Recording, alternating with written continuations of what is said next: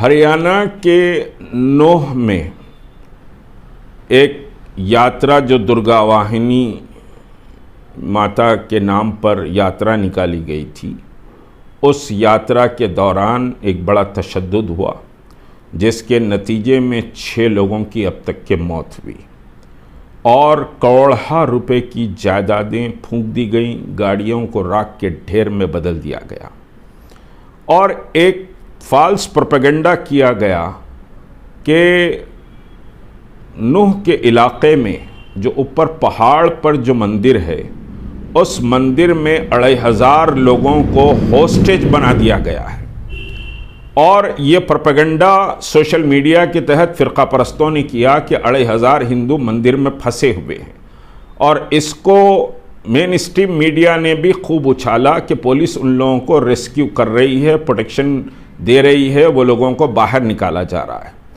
कल ही उस मंदिर के पुजारी का और ट्रस्ट के चेयरमैन का बयान सामने आया कि ऐसा कोई होस्टेज किसी को नहीं बनाया गया था, लोग डरकर मस्जिद में आकर, मंदिर में आकर शरण लिए हैं।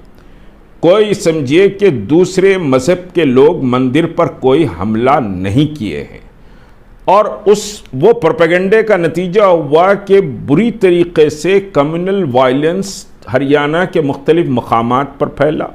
और मैं समझता हूँ कि गुरुग्राम की जो मस्जिद सेक्टर 57 की जो मस्जिद है, उस मस्जिद के इमाम को उसमें 2 वर्जन आ रहे हैं कि एक वर्जन ये आ रहा है कि गोलियां मारकर समझिए कि शहीद किया गया, दूसरा वर्जन ये है कि भाई मस्जिद जला दी गई तो इमाम समझिए कि साहब उसमें शदीद ज़ख्मी हुए।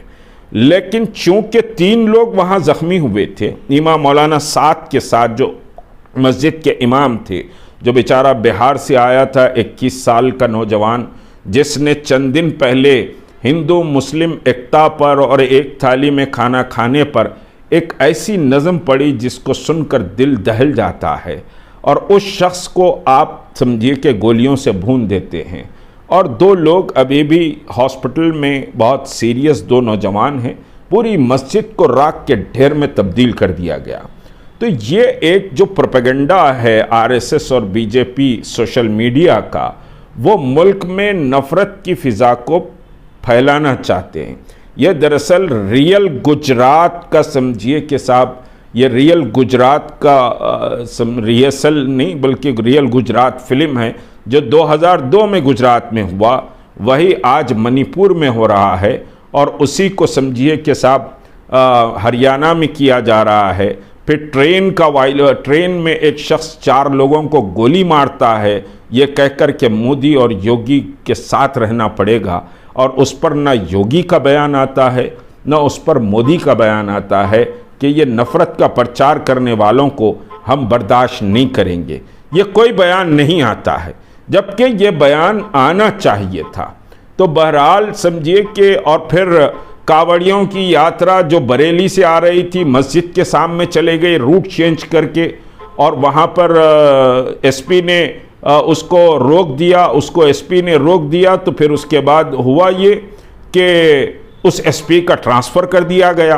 तो एक ही दिन में कई वाक़यात रोनुमा हुए। तो पूरे मुल्क में एक नफ़रत का माहौल, फ़िरका परस्ती का माहौल ये लोग पैदा करना चाहते हैं। अभी जो गवर्नर, कई रियासतों के गवर्नर रहे सत्यपाल मलिक का एक इंटरव्यू मुख्तलिफ चैनल्स पर आया है। उन्होंने ये कहा कि मुल्क में कोई 100 फसादात किए जाएंगे और राम मंदिर पर बम भी मारा जा सकता है, बीजेपी के किसी बड़े लीडर को कत्ल करवा दिया जा सकता है और उस पर समझिए कि एक बड़ा फसादात पूरे मुल्क में फैलाए जा सकते हैं। ये सत्यपाल मलिक एक सीनियर पॉलिटिशियन हैं और बीजेपी में रहे हैं और कई रियासतों के गवर्नर उनको बनाया गया है। तो वो शख्स ये कहता है कि साहब 100 मुल्क में मकामात पर फसादात होंगे। तो ये एक बहुत डेंजर लाइन है। आवाम को चौकस और चौकन्ना रहना चाहिए।